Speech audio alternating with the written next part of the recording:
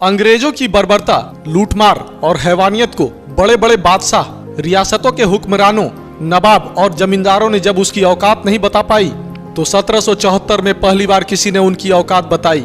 वे शख्स थे कद्दावर देह और बड़ी बड़ी लाल सुर्ख आंखों वाले पहाड़िया जनजाति के वीर शिरोमणि बाबा तिलका मांझी, जिन्होंने अपनी तीर की प्यास भागलपुर के तत्कालीन कलेक्टर क्लीवलैंड की खून से बुझाया और भारतीय स्वतंत्रता संग्राम के एक ऐसे युद्ध का शंखनाद किया जिसमें हिंदुस्तान का पूरा आवाम कालक्रम में एकजुट हो गया, जिसकी पूर्णाहुति 1947 ईस्वी में मिली देश की आजादी के रूप में हुई। आज उसी महानायक की 271वीं जयंती मनाई गई। जयंती पर कटोरिया से राजद की पूर्व विधायक स्वीटी सीमा हेम्ब्रम ने दीप प्रज्वलित कर कार्यक्रम को आरंभ किया और महान नायक की उपेक्षा को लेकर नाराजगी जताई। उन्होंने कहा कि जिनसे शहर की पहचान है वही उपेक्षित है। तिलका मांझी चौक का सौंदर्यीकरण तक नहीं किया गया। महानायक के नाम पर यूनिवर्सिटी है, लेकिन उनके विचारों को आगे ले जाने के लिए पढ़ाई तक नहीं हो रही। मौजूदा सरकार को पत्र के माध्यम से जानकारी देने की बात कहते हुए प्रतिपक्ष के नेता तेजस्वी यादव से मिलकर इस मुद्दे को सदन में उठाने तक की बात कही।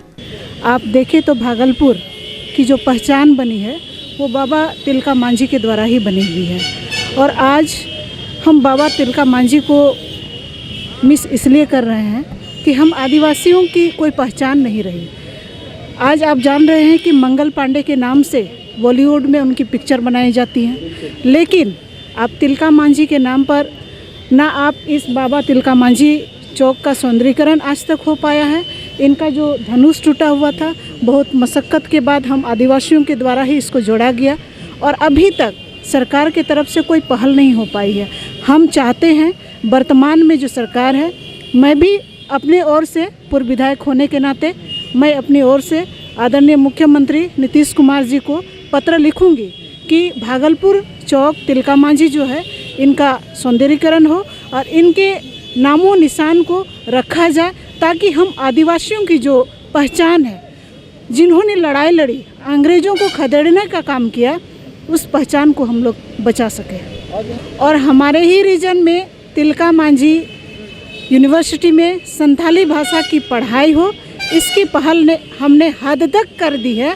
अब सरकार की क्या नज़रिया रहेगी इस पंचवर्षीय में, हमें यही देखना दिलचस्प होगा कि हम आदिवासियों के लिए वो जो हमने प्रस्ताव रखा था कि तिलका मांझी यूनिवर्सिटी में संथाली भाषा की पढ़ाई हो, वो कब तक इम्प्लीमेंट होती है। कि हमारे द्वारा ही सदन में बार बार क्वेश्चन उठाया गया, और हमको लगता है कि इस बार सरकार को इस पर पहल कर देना चाहिए कि तिलका मांझी यूनिवर्सिटी में संथाली भाषा की पढ़ाई हो।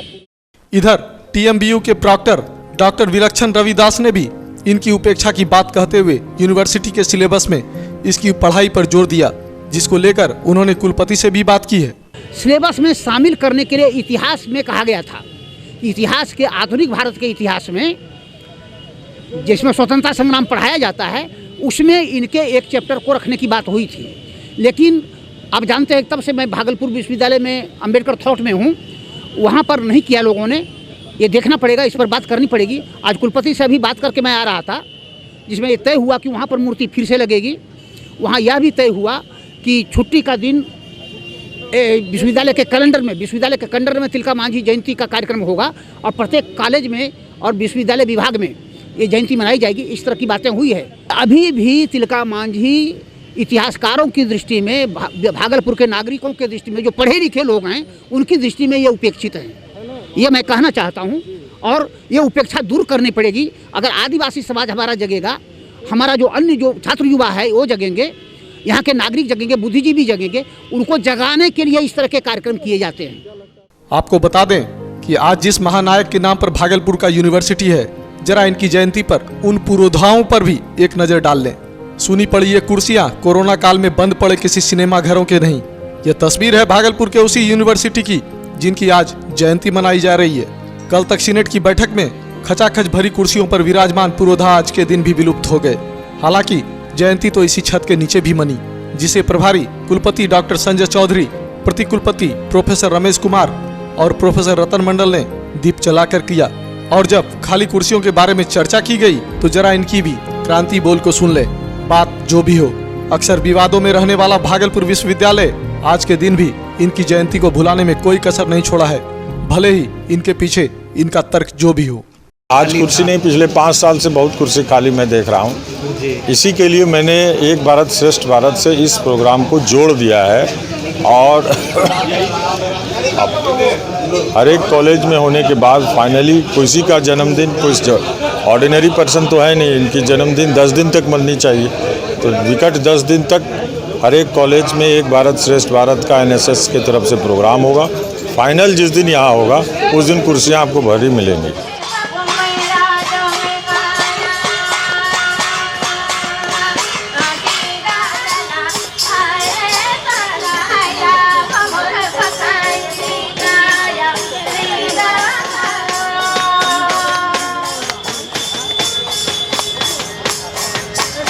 लेटेस्ट खबरों के लिए देखते रहिए खबरें आप तक live. Like, share and subscribe करना ना भूलें।